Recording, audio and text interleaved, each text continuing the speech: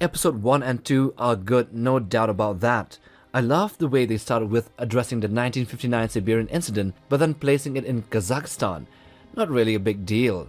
And the Iron Dragon from the Philippines does expand the monster list in a good way. But in episode 3, are they just gonna butcher our boy? Are they just gonna act like the first Titan Godzilla fought in the modern timeline didn't even exist? This is fucking outrageous. I mean, the source material is right there. Shinomura is the reason why Serizawa exists in the first place.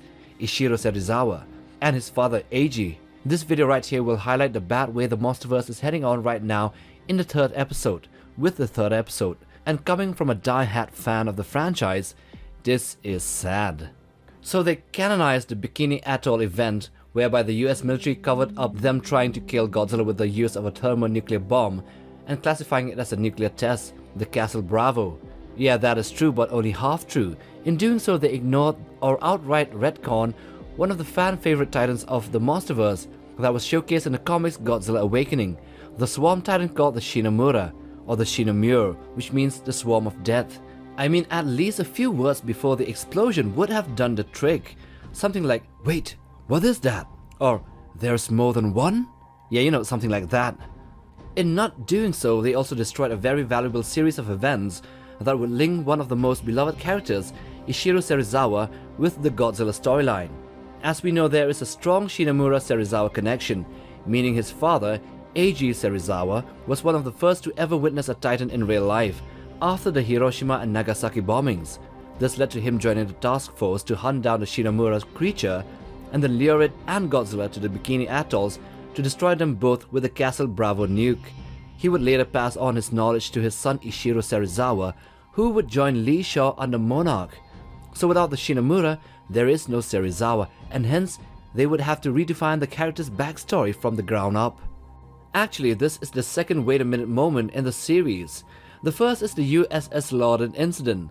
Are they just gonna ignore the Lorded Incident and not dive into the Iron Dragon's role in dragging a gigantic ship inland?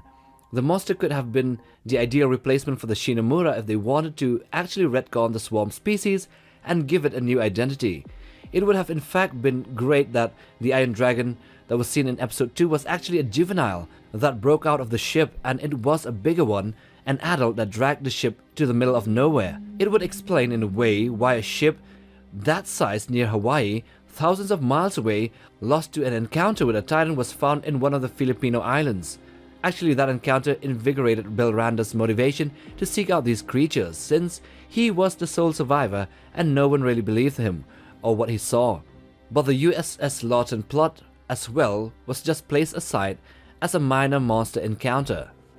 At this point, I'm scared that they will retcon the Muto Prime as well, create another type of incident as to why Godzilla lost his straight dorsal plates and molted new maple leaf ones. There is a great risk of this happening. I feel like watching the Rings of Power.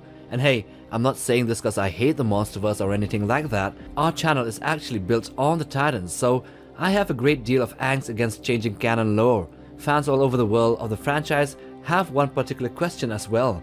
Will they ever show us any of the missing Titans mentioned in King of the Monsters? Seems like quite a ways to tease the existence of these monsters and yet not show us any one of them. Well, aside from Behemoth, Scylla, Methuselah and the Queen Muto that were already shown in KOTM. It's just a waste of opportunity, to be honest. Okay, we love the medium-sized monsters, the intricate design of the Mole Titan, the Frost Vark, and the appearance on screen of the Iron Dragon, but what the fans have always wanted was, if they ever listened, was an actual Titan and not just a minor super species.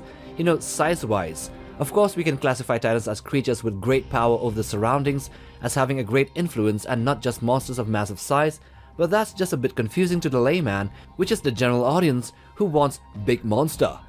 Of course, we will get that in GXK The New Empire, but this is just a loss of opportunity to actually cement the timeline of the Monsterverse and not actually confuse us with new stories that contradict with the existing lore. The Permian Titans origin story replaced by the Hollow Earth, okay, is actually something good, and that can be understood as well, because the Permian thing was only stated as a speculation and not rooted in myths or facts. But deleting the existence of a beloved Titan is just sad. Okay, creativity and originality, but like what happened with The Witcher or The Rings of Power, stick to the source material or risk losing actual fans. The other casual viewers would watch it nonetheless. Anyway, I do hope there would be a real global threat or an actual gigantic titan that Godzilla or Monarch must stop later on in the series. So those are the disappointments and hard questions we the Monsterverse fans have as of now. And thus this brings us to the end of the video. I'm not gonna say like, share and subscribe because I'm too annoyed with this shit right now. Anyway, take care fam.